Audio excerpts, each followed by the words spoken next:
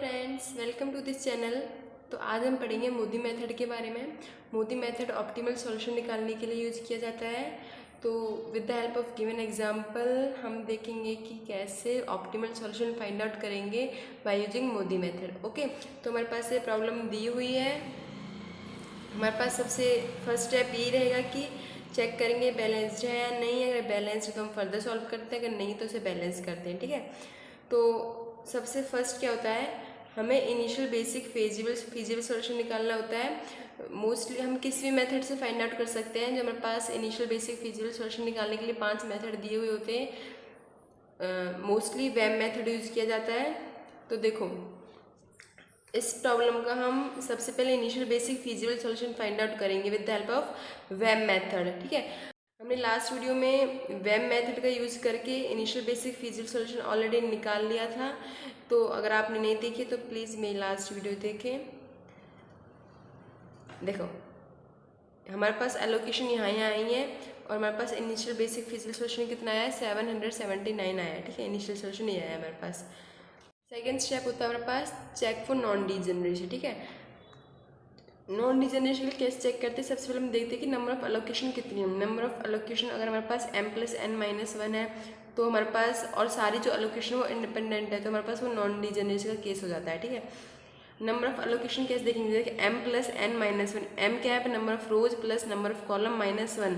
अगर हमारे पास number of allocations इतनी आ रही हैं तो, और सारे इंडिपेंडेंट हैं, then that case is non degeneracy. Okay, देखो इसमें देखते हैं आप, इसमें क्या है, नंबर ऑफ एलोकेशन देखो कितनी है, 1 2 3 4 5 6 है। एंड मैट्रिक्स किस ऑर्डर की है, 4 × 3, दैट मीन्स नंबर ऑफ रोज 4 है एंड नंबर ऑफ कॉलम्स 3 है एंड -1 कितनी आई, 4 + 3 7 -1 6 ही आई।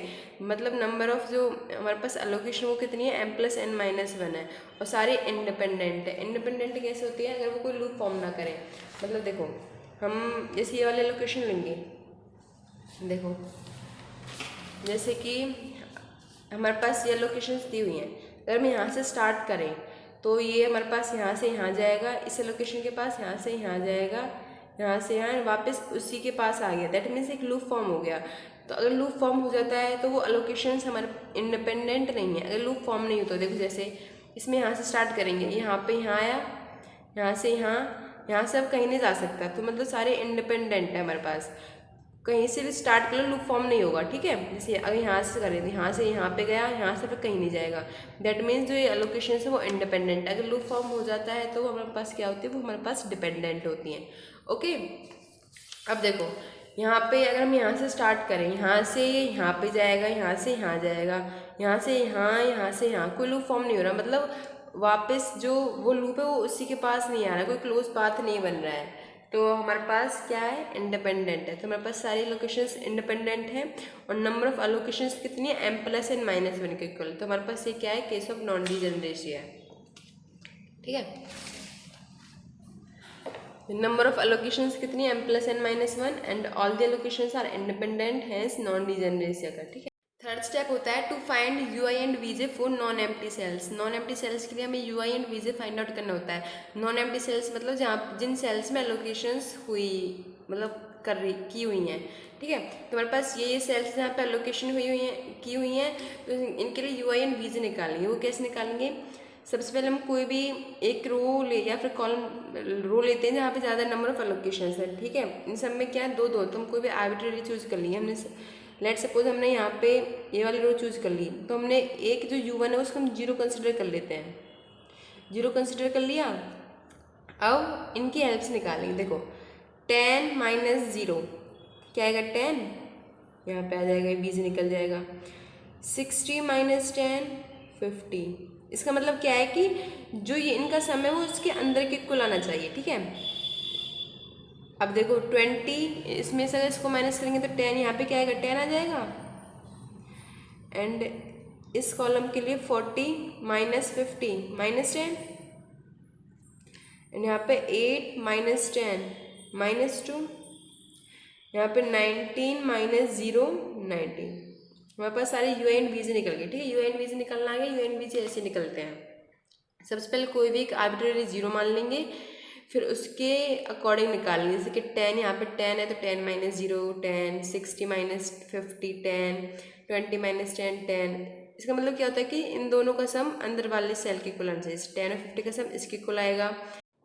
एंड हमारे पास फोर्थ स्टेप होता है to find U I plus V J for empty cells. ठीक है, एम्प्टी सेल्स मतलब जिन सेल्स में एलोकेशन नहीं हुई है उनके लिए हमें U I plus V J find out करना होता है। तो हमारे पास इन सेल्स में लोकेशन हुई है, इन सेल्स में लोकेशन की हुई है ना हमने, तो हमें इन सेल्स के लिए U I plus V J find out करना है। कैसे, देखो इस सेल के लिए क्या होगा, यू आई कितना है 0 -2 आ जाएगा,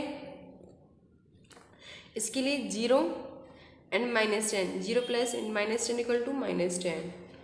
यहाँ पे क्या है 50 एंड यहाँ पे 50 माइनस 2 48 एंड इसके लिए 50 प्लस 19 69, इसके लिए 10 प्लस 19 29 एंड इसके लिए -10 प्लस 10 0। ओके, नेक्स्ट स्टेप होता है हमारे पास to find cell evaluation. That means हमें DIJ निकालना होता है, जिसका फॉर्मूला क्या होता है CIJ minus UI plus VJ for empty cells. ये भी सिर्फ एम्प्टी सेल्स के लिए फाइंड आउट किया जाएगा।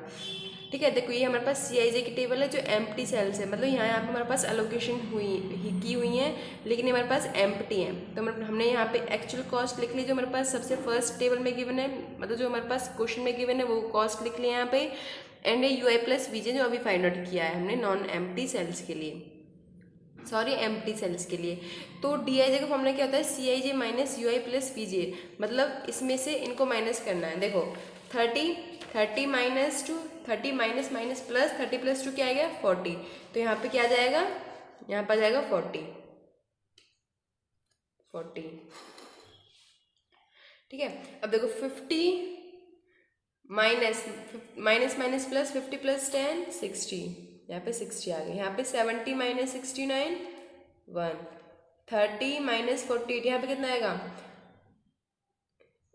80, ये आ गया -80 एंड यहाँ पे 40 माइनस 29 11 एंड यहाँ पे 70 माइनस 0 70। हमारे पास DIJ निकल गए हैं फॉर एम्प्टी सेल्स के लिए।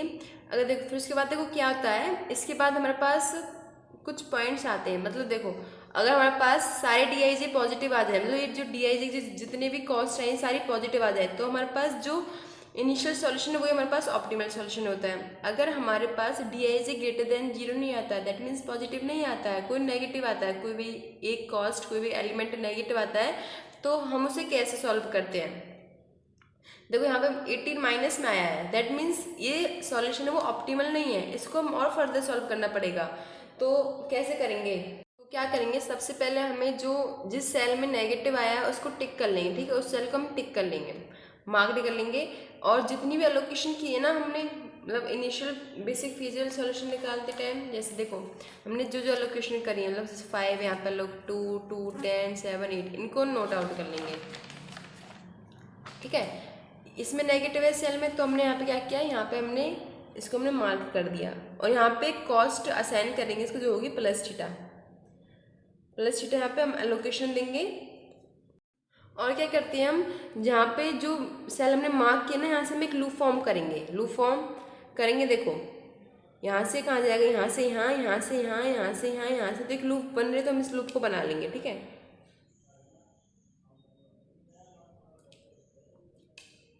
ये हमारे पास एक लूप फॉर्म हो गई है। ठीक है, देखो अब हमने यहाँ पे प्लस थीटा असाइन की है ना, तो इसको बैलेंस करने के लिए हम इसकी जो करस्पॉन्डिंग है जहाँ इसमें हम माइनस थीटा कर देंगे और उससे नेक्स्ट हम प्लस थीटा करेंगे एंड देन यहाँ पे माइनस थीटा करेंगे। ठीक है, इसको बैलेंस, अभी बैलेंस हो गई है। अब हम इसमें थीटा की वैल्यू कैसे फाइंड आउट करेंगे। थीटा क्या होता है, थीटा होता है मिनिमम ऑफ वैल्यू, जिस जहाँ पे माइनस थीटा है ना उन दोनों में से मिनिमम होता है। देखो माइनस थीटा कहाँ माइनस थीटा एक तो यहाँ पर है और एक यहाँ पर, तो थीटा की वैल्यू क्या होगी, मिनिमम होगी, जो मिनिमम होगी इन दोनों में से, किन दोनों में से 2 और 8 में से। मिनिमम कौन सी 2, तो थीटा की वैल्यू कितनी आ गई, यहाँ पे 2 आ गई, थीटा की वैल्यू 2 आ गई, दैट मीन्स यहाँ पे कितना होगा लोकेशन, यहाँ पे 2 हो जाएगी, 2 माइनस 2 ये 0 हो गया, तो हमारे पास ये कैंसिल आउट हो जाएगी, ये वाली लोकेशन मतलब नेगलेक्ट हो जाएगी, फिर हम इसको काउंट नहीं करेंगे। यहाँ पे 12 हो जाएगा एंड यहाँ पे 6 हो जाएगा। इसके बाद थीटा की वैल्यू 2 पुट करने पर हमारे पास न्यू टेबल फॉर्म हुई। देखो यहाँ पे 5, यहाँ पे कोई थीटा नहीं तो यहाँ पे 5 सेम रहेगा, यहाँ पे 2, यहाँ पे भी कोई चेंजिंग नहीं आएगी, हमने एज इट इज लिख दिया है। एंड यहाँ पे प्लस थीटा है और थीटा की वैल्यू क्या है 2, और यहाँ पे एलोकेशन क्या होगी फिर 2 एलोकेशन, और कॉस्ट हमारे पास 30 दी हुई है। एंड यहाँ पे 7 कोई थीटा नहीं तो यहाँ पे 7 सेम रहेगा, यहाँ पे थीटा है तो 2 minus theta, that means 2 minus 2 0, कोई एलोकेशन नहीं होगी यहाँ पे, हमने यहाँ पे कोई एलोकेशन नहीं की है। एंड यहाँ पे देखो 8 माइनस थीटा 2 है तो 6 हो गया है, और यहाँ पे थीटा 2 रखेंगे तो आ जाएगा 12। ठीक है, अब चेक करते हैं कि इसकी मिनिमम कॉस्ट क्या है। इसकी मिनिमम कॉस्ट निकालते हैं। एंड हमने मिनिमम कॉस्ट निकाल ली है। इसकी मिनिमम कॉस्ट क्या है 19 into 5 plus 10 into 2 plus 30 into 2 plus 40 into 7 plus 8 into 6, तो आ गया हमारे पास 743। ठीक है, एंड हमारे पास इनिशियल कॉस्ट क्या आई थी जो हमने वेब मेथड से निकाली थी, वो हमारे पास आई थी 779, तो वो इससे मिनिमम आई है। दैट मीन्स ये सॉल्यूशन थोड़ा बहुत उससे बेटर बना है, आई मीन थोड़ा ऑप्टिमल सॉल्यूशन है। लेकिन अब हम दोबारा से ये चेक करेंगे कि ऑप्टिमल है या नहीं है bye repeating the same steps, क्योंकि क्या पता हमारे पास पॉसिबिलिटी और ये भी तो हो सकती है कि क्या पता हमें नेक्स्ट और मिनिमम मिल जाए, तो चेक करना ज़रूरी है। चेक करते हैं, चेक सेम वही प्रोसीजर से करेंगे। सबसे पहले हम क्या करेंगे कि यू आई एंड वी जे निकालेंगे, फिर सेल एवल्यूशन निकालेंगे, फिर देखेंगे कि उसमें नेगेटिव है या नहीं कोई सेल। अगर नेगेटिव है तो फिर हमें आगे फिर फर्दर ऐसे सॉल्व करना है, एलोकेट करना पड़ेगा। अगर सारी पॉजिटिव आ जाती हैं तो हमारे पास वही solution optimal, that means this solution is optimal solution. Okay, हम चेक करते हैं। देखो सबसे पहले क्या चेक करते हैं कि हम मतलब ये नॉन डिजनरेसी है नहीं है। देखो हमारे पास एलोकेशन कितने हैं 1 2 3 4 5 6 आई हैं, that means m plus n minus 1 के इक्वल है, एंड सारी इंडिपेंडेंट भी हैं, तो हमारे पास ये क्या है नॉन डिजनरेसी का केस है। तो उसके बाद हम फिर U I and V J calculate करेंगे। देखो यू आई कैसे करते हैं, वही सेम प्रोसीजर। हम सबसे पहले चेक करते हैं कि सबसे ज़्यादा एलोकेशन किस में है। हम सबसे फर्स्ट हम कोई भी u1 u2 u3 एक 0 चूज़ करते हैं आर्बिट्रेरी, लेकिन यहाँ पे देखो सब में 2 एलोकेशन है, हर एक रो में 2 एलोकेशन है, तो हम आर्बिट्रेरी कोई भी 0 चूज़ कर लेंगे। सपोज हमने ये 0 चूज़ कर लिया, ठीक है। अब ये कैसे निकालेंगे 10 माइनस 0 10, ये 10 आ गया। तो देखो ये कैसे निकलेगा 20 माइनस 10 कितना आ गया 10, एंड ये वाली चीज़ कैसे निकलेगी 8 माइनस 10 कितना आएगा -2, एंड ये अब इनकी हेल्प से ये निकाल लेंगे 30 plus 30 minus -2 minus minus plus 30 plus 2 32, ये 32 आ गया, एंड इन दोनों की हेल्प से हमारे पास ये निकल जाएगा 40 माइनस 32 8, एंड इनकी हेल्प से ये निकल जाएगा 19 माइनस 0 19। ओके, यू आई और वी जे निकल गए हैं। नेक्स्ट स्टेप हमारे पास वही होता है U I plus V J calculate करना फॉर एम्प्टी सेल्स। ये हमारे पास एम्प्टी सेल्स के लिए होता है, and U I and V J हमारे पास फॉर नॉन एम्प्टी सेल्स के लिए होता है, मतलब ऑक्यूपाइड सेल्स के लिए होता है एंड ये नॉन ऑक्यूपाइड सेल्स के लिए होता है। ओके, तो देखो हमारे पास ये सारे सेल्स ऑक्यूपाइड हैं, नॉन एम्प्टी कौन से आई मीन एम्प्टी कौन सी, ये वाली एम्प्टी है, तो हम इनके लिए यू आई प्लस वी जे निकालेंगे। देखो इसके लिए क्या होगा 0 -2 0 प्लस 8 यहाँ पे 32 प्लस 10 42, एंड यहाँ पे 10 प्लस 8 18, यहाँ पे 19 प्लस 10 29, एंड यहाँ पे 19 plus 32 61। Okay, and next step हमारे पास हो गया डी आई जे कैलकुलेट करना, सी आई जे जिसका फॉर्मूला क्या होता है C I J minus U I plus V J. ये भी हमारे पास एम्प्टी सेल्स के लिए फाइंड आउट किया जाता है। देखो हमने यहाँ पे D I J find out कर लिया। देखो सी आई जे हमारे पास जो एम्प्टी सेल्स के लिए कॉस्ट दी हुई थी स्टार्टिंग की टेबल में वो नोट आउट कर लिए हैं, and U I plus V J note कर लिया है यहाँ से। तो देखो डी आई जे निकल गया है C I J minus U I plus V J, मतलब इनमें से इनको माइनस करके हमारे पास ये क्वान्टिटीज आ गई हैं। देखो 30 माइनस करके माइनस माइनस प्लस 32 आ गया, 50 माइनस 8 42, ऐसे सेम आ गया। तो देखो हमारे पास जितनी भी सेल्स हैं डी आई जे में क्या ये पॉजिटिव आई हैं, पॉजिटिव आई है, दैट मीन्स हमारे पास जो वो सॉल्यूशन निकला है वो ऑप्टिमल निकला है। अगर कोई भी सेल नेगेटिव आती तो हम फर्दर सॉल्व करते bye repeating the same procedure, and लेकिन यहाँ पे सारे पॉजिटिव हैं, तो हमारे पास जो सॉल्यूशन निकला था वो हमारे पास क्या है ऑप्टिमल सॉल्यूशन है। तो देखो, since all D I is greater than equal to 0, hence this is optimal solution and minimum cost क्या आई थी हमारे पास, ₹743 मीन्स ₹743।